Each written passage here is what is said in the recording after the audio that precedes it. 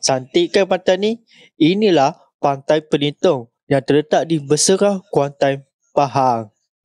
Assalamualaikum dan selamat petang. Hari ini anda bersama saya, Azhar. Saya sekarang berada di Pantai Pelintong, Pahang. Jom saya tunjuk tempat dia.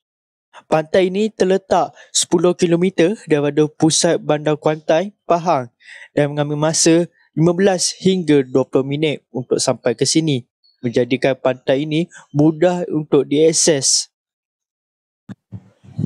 Pantai Pelindung di sini dulunya sepi, kini bertukar wajah apabila kehadiran penyu gergasi terdampar di pantai itu. Penyu gergasi yang dimasukkan sebenarnya mural penyu pada bongkahan batu hasil karya 4 pelukis mural yang dikenali sebagai Projek Zero C.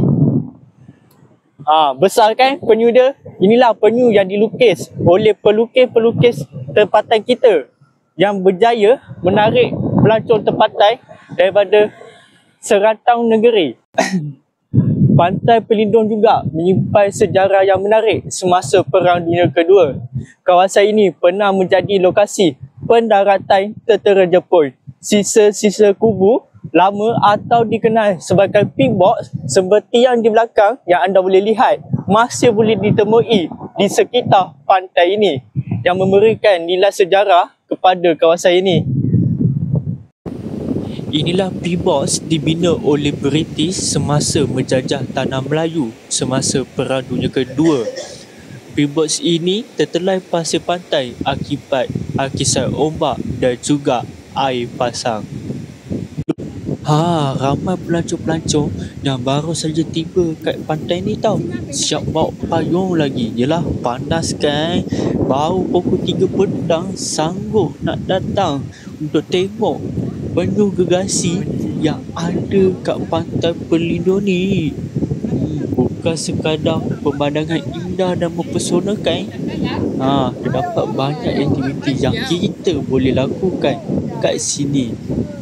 Seperti bermandi-manda, berkelah, ada juga yang memancing. Bagi anda yang suka tempat yang sangat tenang, destinasi Pantai Pelindung ini adalah tempat wajib anda kunjungi.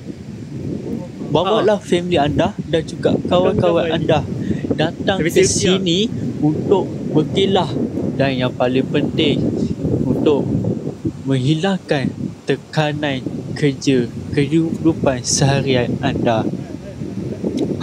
Cantik kan pemandangan? Tunggu apa lagi? Kat mana lagi boleh dapat pemandangan macam ni? Sini je lah ada. Okey, itu saja daripada saya kat Pantai Pelindung ini. Apa-apa lagi kita jumpa next video.